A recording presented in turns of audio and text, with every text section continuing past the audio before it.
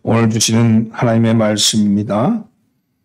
신약성경 누가복음 13장 1절로 5절의 말씀입니다.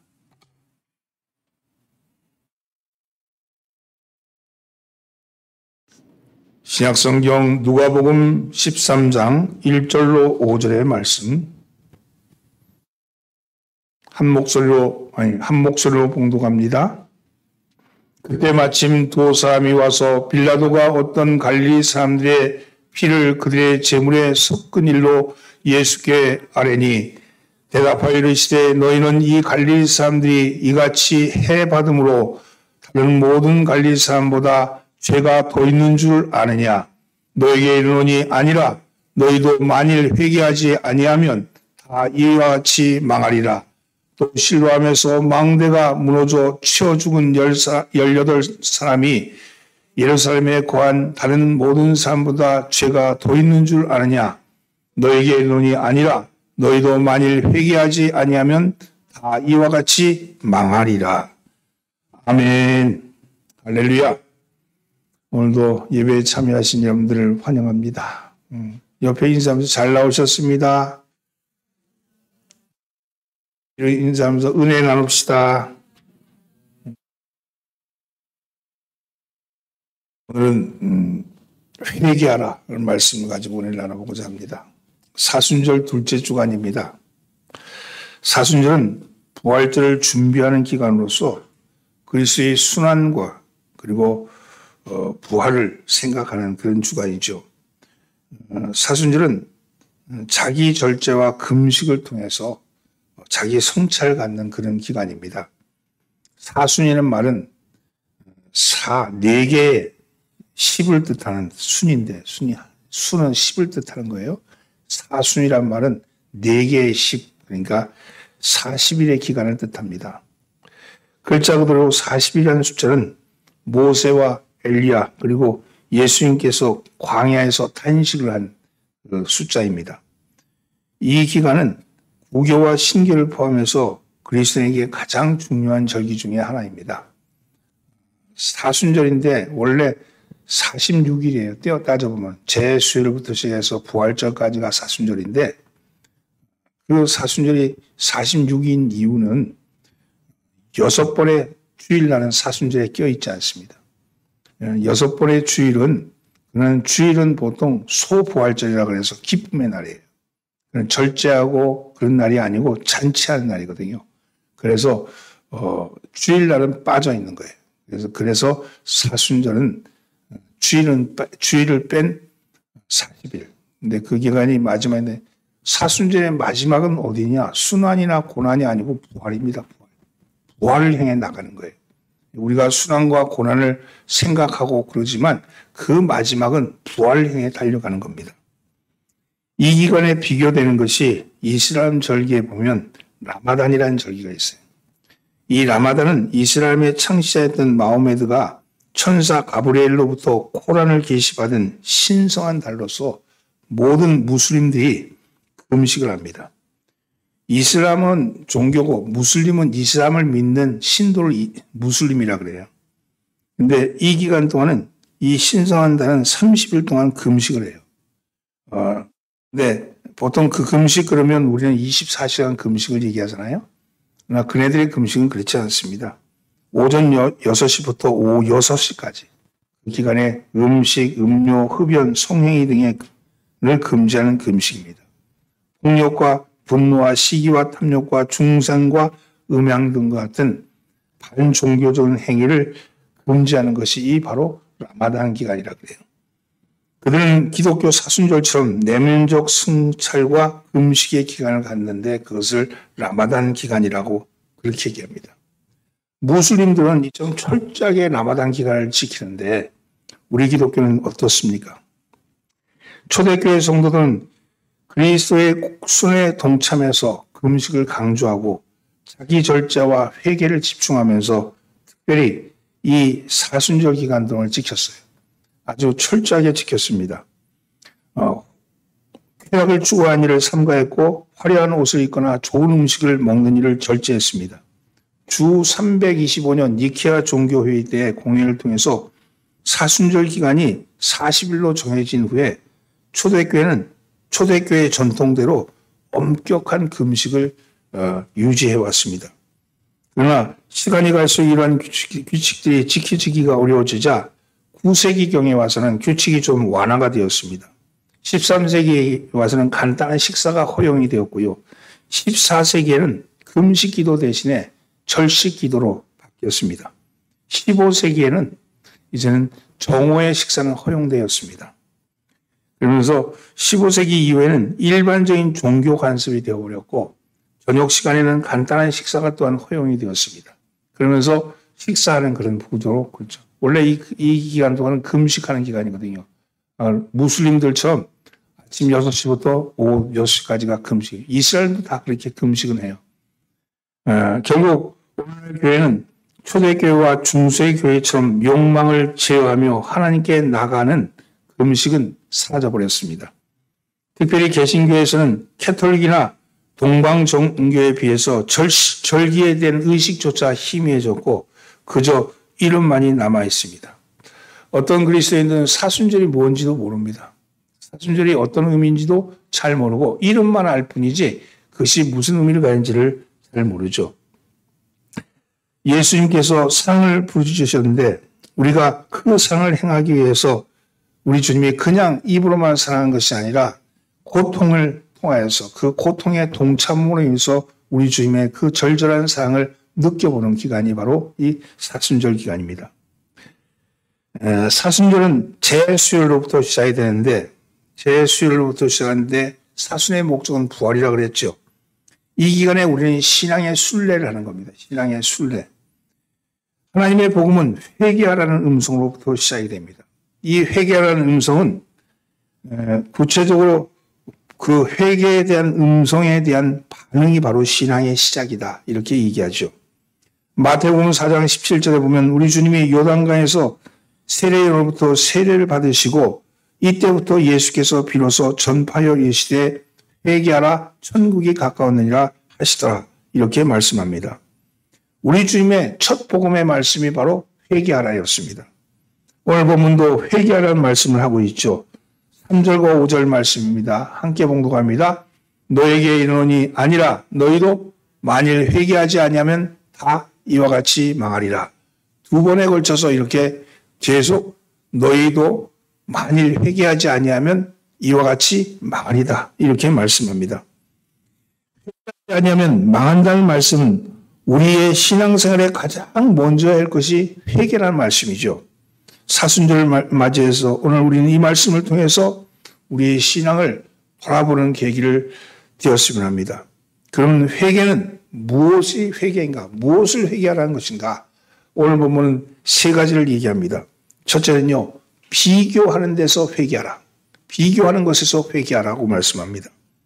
오늘 보면 예수님께서 문을 행해서 때 긴박함을 말씀을 전하고 있는데 마침 두 사람이 주님을 찾아와서 총독이었던 빌라도가 제사를 드리고 있던 중에 소동을 일으키는 갈릴리 사람들을 죽인 이야기를 하고 있는 겁니다. 1절 말씀을 함께 봉독합니다. 그때 마침 두 사람이 와서 빌라도가 어떤 갈릴리 사람들의 피를 그들의 제물에 섞은 일로 예수께 아뢰니 이들이 이렇게 예수님께 아뢰는 이 사건은 두 가지의 복합적인 요인이 있습니다. 첫째는요, 정치적인 요인입니다. 예수님 당시 이스라엘은 로마의 식민지였습니다.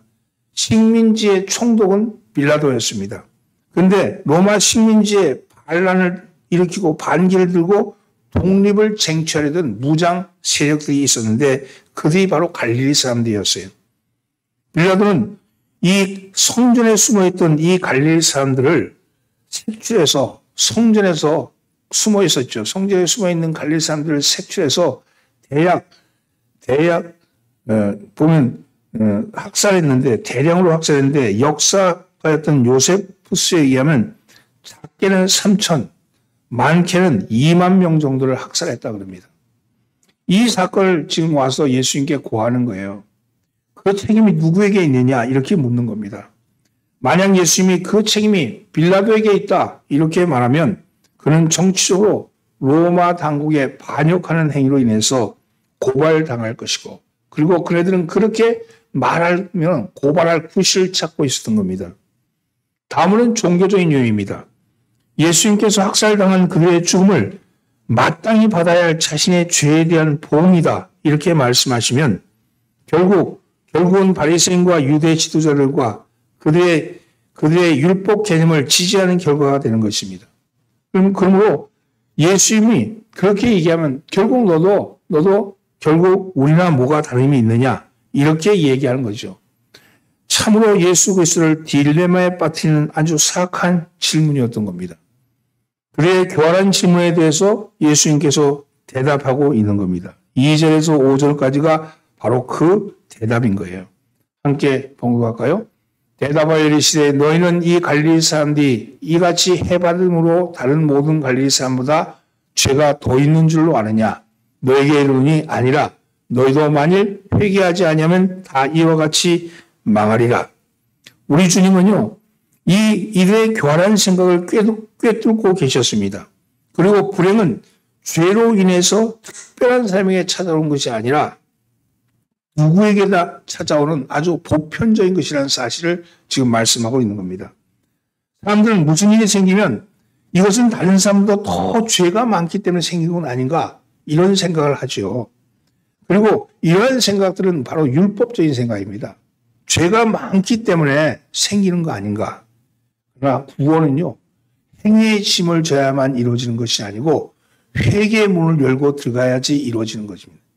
내가 다른 사람보다 더 의롭기 때문에 구원이 이루어지는 것이 아니고 다른 사람보다 더 낫기 때문에 다른 사람보다 더 잘하기 때문에 이루어진 게 아니고 바로 회개의 문을 열고 들어갈 때 구원의 문이 열린다는 거예요. 당시 유대인들은 3대 불행한 일을 당하는 이유는 죄 때문이라고 믿었습니다. 그래서 갈릴리 사람들이 성전에서 불의한 학살당하는 행위나 실로암 망대가 무너져가지고 거기서 깔려 죽는 사건들은 당사자가 죄를 졌기 때문에 그렇다고 여긴 겁니다. 그래서 자신들은 이런 불행을 당하지 않는 것은 바로 자신들이 무죄이기 때문에 그렇다. 우리는 저들보다 우리가 깨끗하거나 의롭기 때문에 그렇다. 이렇게 생각했다는 겁니다. 숱한 재앙과 재난, 사건과 사고 가운데 자신이 무죄했던 것은 자신이 죄가 없기 때문이라고 여겨진 것이죠. 오늘 현대사회같이 수시로 안전사고가 터지잖아요. 교통사고도 나고요. 화재사고도 나고요. 그리고 댐이 붕괴하기도 하고요. 다리가 무너지기도 하고요. 배가 침몰하기도 하고 이런 사고들이 죄 때문에 생긴 것이냐 이 물음을 던질 때 그것은 아니다 이렇게 말씀하는 겁니다. 다른 사람들의 불행을 보고 긍휼히 여기기보다는 그 불행의 원인을 따지는 일에 집착하는 일 그렇게 함으로 해서 자신의 죄악을 합리화시키는 아주 불순한 사악한 생각들이 바로 여기에 있는 겁니다. 회개할 줄 모르는 완악한 무리들이죠.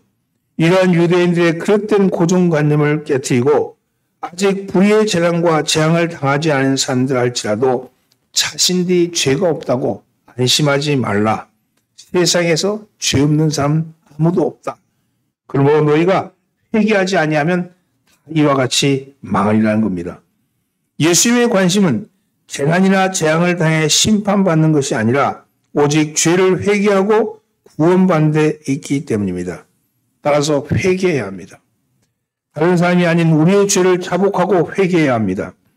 주님은 학살당한 갈릴리 사람의 죄가 다른 갈릴리 사람들보다 죄가 더 있어서 그렇게 죽은 것이 아니다. 망대에 깔려 죽은 사람들이 예루살렘에 사는 다른 사람보다 죄가 더 많아서 그런 것이 아니다. 이렇게 말씀하시면서 너희도 죄 가운데 있으니 너희도 망하게 될 것이다. 그러므로 돌이켜 회개하라. 이렇게 말씀하시는 겁니다. 오늘 누구와 비교해서 내가 더 의롭되거나 내가 다른 사람보다 더 안전하기 때문에 나는 죄 가운데 있지 아니하다고 생각하지 마시고 돌이켜서 회개하는 회개의 영이 일어나기를 예수님으로 축원합니다. 두 번째는요. 죄에서 돌아서야 합니다. 내 죄가 보여야 돼. 내 죄를 봐야 합니다. 이제 우리가 보는 관점을 달리해야 합니다. 누구의 죄 때문입니까가 아니라 왜 탑이 내 위에는 무너져 내리지 않았는가를 물어야 합니다. 왜 빌라도가 나 아닌 갈릴리 사람들을 죽였을까를 물어야 한다는 거죠. 남의 죄가 아닌 나의 죄를 물어야 할 것입니다. 우리는 하나님을 향해서 하나님은 왜 저 사람을 구원하지 않으시지 하고 묻는데 그런 물음보다는 왜 하나님은 많고 많은 사람 가운데 하필이면 저들과 나는 하나도 다를 것이 없는데 그 다를 것이 없는 죄인된 나를 구원하셨을까를 물으셔야 한다는 겁니다. 오히려 저들보다 더 악하면 악했지 결코 의로운 것이 없는데도 말입니다. 이런 자세에서부터 진정한 회개가 가능해집니다. 문제는 저들보다 내가 낫다는 데 있다는 거예요. 그것이 우리를 진정한 회개로 나가는 길을 막고 있다는 겁니다. 그것이 우리를 하나님께 가까이 가는데 방해하고 있다는 거예요. 내가 저들보다 낫다고 생각하는 마음을 버리라는 거예요. 나는 저들보다 나은 것이 아무것도 없다. 나는 저들보다 나은 것이 아무것도 없는데 하나님의 은혜로 내가 주님의 사람이 되었구나. 그래서 그러므로 하나님께 감사하고 내 죄에 대해서 내 불의에 대해서 돌아보며 회개해야 한다고 말씀합니다. 요한복음 9장에 보면 나면서부터 소경된 자를 중심으로 제자들 간에 시비가 벌어졌습니다. 이 사람이 소경된 게 누구의 죄 때문인가? 이것이었습니다. 본인일까? 아니면 부모의 죄 때문일까? 이렇게 서로 제자들이 서로가 설왕설래 그걸 가지고 다투고 있을 때 예수님이 대답하시죠. 본인도 부모도 아니라는 겁니다. 그에게서 오히려 하나님의 일을 나타내게 하기 위해서 그러시다. 이렇게 말씀합니다. 남의 불행이 나를 향한 하나님의 사인이라는 말씀이죠. 남의 불행이 하나님이 나를 향한 하나님의 사인이라는 거예요. 나를 향해서 죄에서 돌아서라는 하나님의 사인인 겁니다. 다른 사람의 불행을 보면서 나도 나 같은 사람 내가 이렇게 건강한 모습으로 태어난 것이 감사하지. 내가 감사하지. 내 마음이 감사한 마음으로 돌았을 때 그는 하나님의 일을 나타내는 일이 된 거예요. 장님이 눈을 떠서 소경이 눈을 떠서 하나님의 영광을 드러낸 것이 아니라 장님 그 자체로도 하나님의 영광을 하나님의 하시는 일을 나타내신다는 거예요. 하나님의 일을 하시는 거예요. 그를 보면서 내가 하나님께서 나에게 주신 은혜를 생각하고 감사하고 그리고 이 감사가 다른 사람들에게 도움을 줄 수 있는 일로 나타난다면 그것이야말로 하나님이 하시는 일이겠죠. 죄에서 돌아서야 합니다.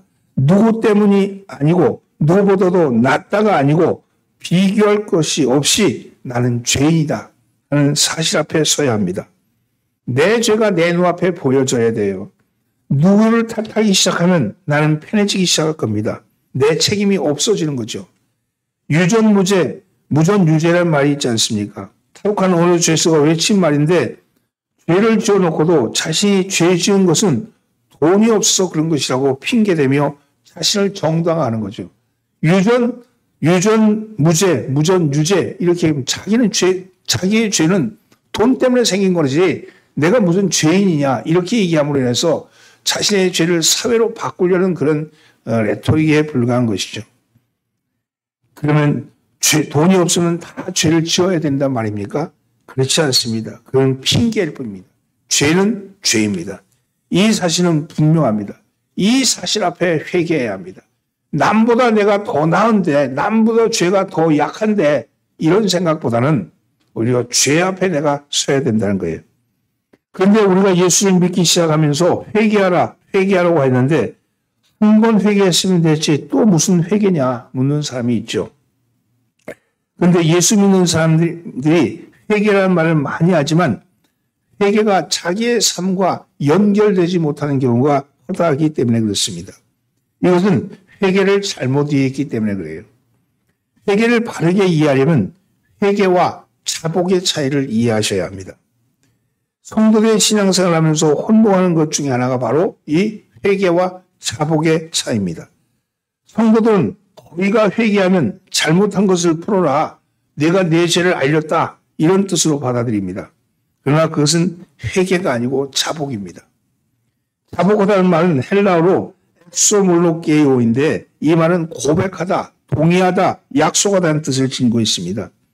앞으로 잘못을 범하지 않고 바르게 살겠습니다. 제가 이제 앞으로 이런 일을 안 하겠습니다. 제가 도둑질했는데 도둑질한 것에 대해서 이제는 앞으로 도둑질 안 하겠습니다. 내가 거짓말하고 사기쳤는데 이제는 그렇게 안 살겠습니다. 이렇게 말하는 것은 자복입니다. 그런데 헬라어로 회개는요, 메타노이아입니다. 이 메타노이아라는 말은 아예 돌아서서 길의 방향을 바꾼다는 거예요. 이를테면 서쪽으로 가던 사람이 자신의 방향이 틀렸음을 아는 즉시 180도 돌아선 것을 의미합니다.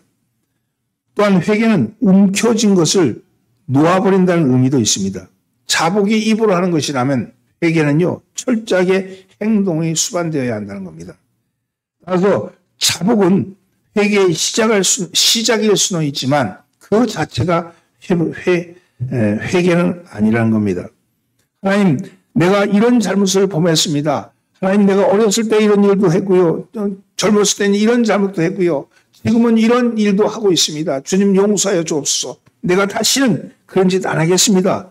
이렇게 말하는 것은 자복이라는 거예요. 자복. 그리고 이 자복이 행동으로 드러나는 것이 바로 회개입니다. 입으로 말했던 그것이 내 실제로 행동으로 드러나는 거, 그런 인품의 변화가 일어나야 되는 거예요. 인품의 변화. 자기의 인성의 변화가 일어나야 되는 거예요.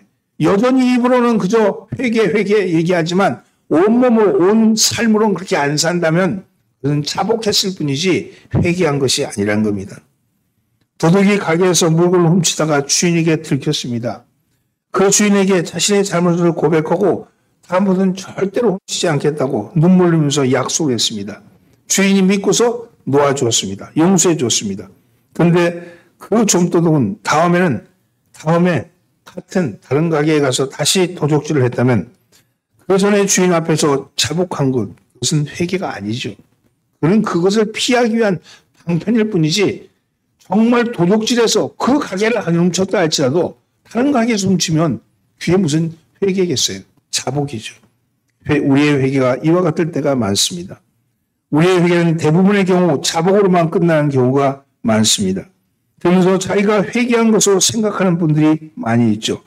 나의 잘못을 지적하는 하나님의 말씀에 동의하고 나의 잘못을 고백하고 바른 삶을 약속한 것은 대단히 잘하는데 그것이 자기의 삶으로 드러나지 않기 때문에 회개가 이루어지지 않은 겁니다. 자복하는데 회개는 이루어지지 않는다는 거죠. 신앙의 진보가 없고 성령에 충만한 삶을 살지 못하는 성도들 가운데 의외로 자복한 것으로 끝나는 사람이 많이 있다는 거예요. 그러면서 스스로가 회개했다고 생각하는 거죠. 그러다 보니까 나는 회개했는데 왜 성령님이 나에게 자꾸만 회개하라고 말씀하시는가 이렇게 생각한다는 겁니다. 비유로 말하면 자복은 점입니다. 점. 자신이 잘못한 것을 깨닫는 즉시 하나님께 입으로 마음으로 자복할 수 있습니다. 그건 하나의 점이죠. 그러나 회개는 선입니다. 이 자복의 점들이 모여서 회개의 선을 이루는 거예요. 회개는 지속적인 삶을 살아가면서 나타나는 현상입니다. 돌아온 탕자가 다시 주염 열매를 먹는 돼지우리로 다시 돌아가지 않는 것은 그것은 그 회개는요 새로운 삶을 사는 거예요. 돌아온 탕자가 다시 돼지우리에 가고 그 주염 열매를 먹고 있다면 그 사람은 돌아온 탕자가 아니고 돌아갈 탕자지요. 여러분 그러므로 점이 선의 시작일 수는 있지만 점 자체가 선일 수가 없듯이 자복이 회개의 출발점일 수도 있으나 자복 그 자체가 회개일 수는 없습니다. 날마다 내 죄를 바라보면서 내 죄에서 돌아서 하나님의 의로운 길로 방향을 완전히 바꿔가야 합니다. 큰 차가요. 뒤로 방향을 바꾸려면 시간이 걸리잖아요. 마찬가지로 끊임없이 자복하며 나를 바라보며 나의 죄를 바라보며 회개의 길로 돌이켜야 합니다. 그러면 여러분 신앙 인성이 변하고 신앙 인품이 변하고 여러분의 모습이 바뀌는 거죠. 그 일을 하시는 이가 성령님입니다. 그래서 날마다 말씀을 통해서 내 영혼을 흔들어대고 나를 향해서 회개하라고 그렇게 촉구하고 있는 거예요. 이 회개의 촉구는 자복을 넘어서서 회개, 메타노니아로 바꾸라는 말씀을 하는 겁니다. 여러분 자복을 통한 회개가 여러분에게 일어나기를 예수로 축원합니다. 세 번째는요. 심판이 있음을 알으셔야 합니다. 3절, 5절에 함께 봉독합니다. 너에게 이르노니 아니라 너희도 만일 회개하지 아니하면 다 이와 같이 망하리라. 오늘 본문엔 두 번에 걸쳐 같은 말씀을 반복하고 있음을 주의해야 합니다. 회개하지 않으면 다 망하리라는 말씀에서는요, 예가 없습니다. 망한다는 말은 최후의 심판이 있다는 말이에요. 갈릴리 사람들이 죽은 것처럼 실로암 망대에서 18사람이 죽은 것처럼 이런 특별한 것이 아니라 너희도 그렇게 죽을 것이다. 심판을 받을 것이다. 이 말씀이죠. 이 말씀을 들으셔야 합니다. 그런데 회개하지 않는 죄에 대해서 하나님의 심판이 죽음 이후에 오는 것이 아니라 이 땅에 살면서도 온다는 사실을 기억해야 합니다. 회개해야 될 시간에 회개하지 아니하면 회개의 기회를 놓치고 만다는 거예요. 또 회개의 기회를 놓치고 말면 회개하고 싶어도 회개할 수가 없는 거예요. 그래서 마음이 강팍해지고 자신의 일에 대해서 변명하게 됩니다. 이것이 무서운 심판입니다.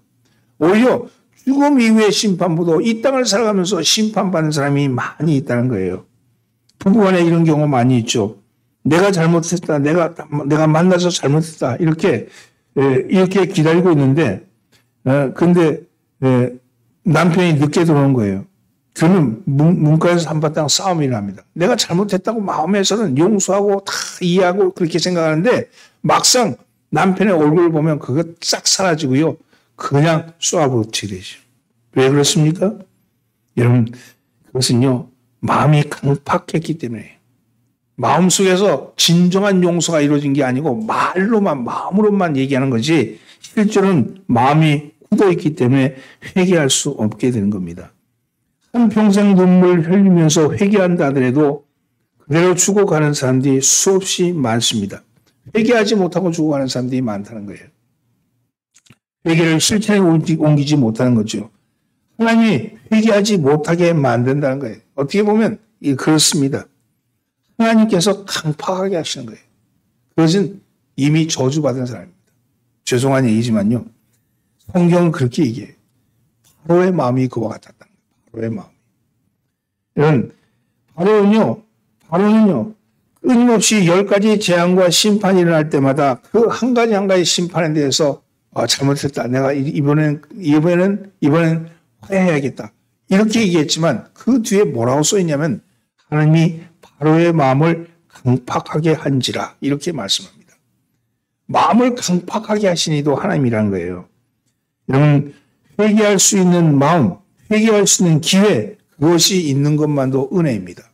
오늘 여러분, 하나님이 주어지지 않는다면, 은혜가 주어지지 않는다면 회개하고 싶어 해도 회개할 수가 없다는 거예요. 회개하지 못하면 이미 심판을 받은 거란 겁니다. 성경은 분명히 말합니다. 한 번 죽는 것은 사람에게 정해진 것이요. 그 후에는 심판이 있으리니. 그렇습니다. 모든 사람은 한 번 죽게 되어 있고 그 후에 심판이 있습니다. 각 사람의 행위에 따라서 심판을 받아야 합니다. 그러나 우리가 아무리 노력해도 얻을 수 없는 구원을, 거룩함을 예수님의 피로 우리를 구원하셔서 예수님께서 먼저 여러분 들어가신 하늘 성소로 우리를 인도하신다는 사실입니다. 예수님께서 분명히 말씀하셨어요. 마태복음 5장 24절로 29절 말씀입니다. 내가 진실로 너에게 이르노니 내 말을 듣고 또 나 보내신 이를 믿는 자는 영생을 얻었고 심판에 이르지 아니하나니 사망에서 생명으로 옮겨졌느니라. 진실로 너에게 이르노니 죽은 자들이 하나님의 음성을 들을 때가 오나니 곧 이때라. 듣는 자는 살아나리라. 아버지께서 자기 속에 생명이 있음 같이 아들에게도 생명을 주어 그 속에 있게 하셨고 또 인자됨으로 말미암아 심판하는 고난을 주셨느니라. 이를 놀랍게 여기지 말라. 무덤 속에 있는 자가 다 그의 음성을 들을 때가 오나니 선한 일을 행하는 자는 생명의 부활로 악한 일을 행하는 자는 심판의 부활로 나오리라. 사랑하는 성도들은 심판이 있습니다. 여러분, 오늘 본문 말씀에, 오늘 읽어드렸던 말씀에 보면 우리 주님이 오실 그때, 여러분, 그때가 되면 심판의 때가 되는 것이죠. 선한 일을 행한 자, 그것은 선한 일이라는 것은요, 하나님의 뜻에 따른 일을 하는 자고요. 악한 일이라는 것은 하나님의 뜻을 거스르는 일을 하는 자를 얘기합니다. 하나님의 뜻에 합당한 일을 하는 자는 생명의 부활로, 하나님의 뜻을 거스르는 자는 심판의 부활로 나올 것이라고 말씀합니다. 그래서 심판대 앞에 서야 합니다. 그래서 회개해야 합니다. 회개에도 윤리가 있는 거예요. 나 혼자 회개한다고 해서 다 되는 것이 아니라는 겁니다. 개인의 죄는요, 스스로 회개하고 성결의 삶으로 돌아가면 되지만 이웃의 범한 잘못은요, 철저하게 회개에 합당한 행동이 수반되어야 합니다. 여러분, 이유 있다면 화해해야 되죠. 용서를 구해야 합니다. 자존심 때문에 그렇게 하지 못한다면 하나님 나라의 보장을 받을 수가 없습니다. 내가 저 사람한테 잘못된 일이 있으면 그 사람에게 가서 잘못했다, 이렇게 얘기해야 된다는 거예요. 그냥 내 속에서 하나님 나 저 사람한테 잘못했는데 내가 회개했습니다, 이렇게 자기 마음속으로만 회개하고 마는 것은 회개가 아니고 자복이죠. 철저하게 저 사람에게 피해를 줬다면 그 피해에 대한 보상을 해줘야 된다는 거예요. 용서하는 것보다는요, 용서를 구하는 것이 훨씬 어렵습니다. 이 회개하는 것이 다른 사람이 나한테 잘못한 것을 용서를 구하면 내가 알아서 용서할게, 이건 쉬운 거예요. 왜냐하면 내가 마음이 넓으면 되니까. 그런데 내가 다른 사람에게 지은 죄를 가가지고 그 사람이 잊고 있을지도 몰라. 그 사람 생각하지도 않을지도 몰라. 그런데 내가 그게 마음에 늘 걸려서 내 마음속에 있다면 그 자복을 그 앞에 가서 하는 것, 그것이 회개의 행위라는 거예요. 내가 잘못했네. 내가 자네는 기억할지 모르겠지만 내가 이런 일이 있었는데 내가 마음에 참 걸려서 그래. 내가 참 잘못했어. 이렇게 말하는 것은 쉽지 않은 일이죠. 여러분, 용서를 구하는 일에는요, 인품이 따르는 거예요. 그 변화된 인품이 따르는 겁니다. 오늘 여러분, 철저하게 자존심을 내려놓고 자기를 낮추는 것이 있을 때 용서를 구할 수 있습니다. 용서를 받아야지 이제 진정한 회개가 된 것입니다. 사랑하는 성도는, 지금 주님은 십자가를 지기 위해서 예루살렘으로 오르시는 기간입니다. 우리의 죄는 도저히 용서받을 수 없었는데, 그래서 사망 권세, 저주의 사슬에 매어서 죽을 수밖에 없었는데, 우리 주님이 십자가를 지심으로, 보혈을 흘리심으로써 죄의 길에서, 저주의 자리에서 노임받게 됐다 이겁니다. 이제 누구든지 바로 그 예수의 십자가 앞에 자복하고 회개만 하면 저주가 변하여 축복이 되고 죄가 변하여 의가 된다는 사실입니다. 사랑하는 성도는, 이 단순한 진리, 여러분 회개하라 이렇게 말씀하실 때 회개가 단지 자복이 아니고 우리의 삶을 바꾸는 것이고 우리의 인품을 변화시키는 것이라는 사실을 알 때 이것은 이런 모습이 되는 것은 쉽지 않겠죠. 내 힘으로 가능하지 않습니다. 성령님의 도우심을 구하셔야 합니다. 그러나 먼저 도움을 구하는 것은 내가 해야 하는 거예요. 내가 내 마음에 찔림이 있고 내가 변해야지, 내가 바뀌어야지, 내 성질머리 죽여야지, 이게 시작될 때 성령님이 나를 도우시는 것이죠. 말씀을 정리합니다. 회개한다는 것은요, 비교하지 않는다는 거예요. 다른 사람과 비교해서 내가 더 낫다, 더 못하다, 혹은 덜하다 이렇게 비교하지 않냐고 나 존재 그 자체로서 회개가 이루어져야 합니다. 둘째는 자신의 죄가 보여져야 돼. 죄가 보여진다는 것은요, 여러분 자복하는 것이 아니고 내 삶의 전체가 변화되는 것이 보여져야 된다는 겁니다. 세 번째는 마지막에 심판이 있음을 하셔야 합니다. 이것을 명심하면요, 우리가 회개하지 않을 수가 없죠. 우리의 삶을 돌이키지 않을 수가 없죠. 여러분 이러한 삶을 사심으로 성화된 그리스도인이 되시기 바랍니다. 거짓의 가면을 쓰고서 가면 무도에 사는 것이 아니라 하나님 앞에 서면 그 가면을 벗어놓고 우리의 맨 얼굴로 주님을 보게 될 겁니다. 그럴 때 하나님의 의가 우리에게 입혀지기를, 덧입혀지기를 예수님을 축원합니다. 기도합니다. 하나님, 오늘 회개하옵소서. 우리의 회개하라는 말씀을 가지고 말씀을 증거하였나이다. 하나님, 회개한다는 것은 비교하지 않는다는 것이라고, 회개한다는 것은 자신의 죄를 보는 것이라고, 회개한다는 것은 심판을 있음을 아는 것이라고 말씀하셨습니다. 이 말씀이 우리의 레마의 말씀이 되게 하셔서 한 주간 살아가며 사순절 두 번째 주간을 살아가며 이 말씀대로 살게 하여 주옵소서. 우리를 권하신 예수님의 이름으로 기도하옵나이다. 아멘.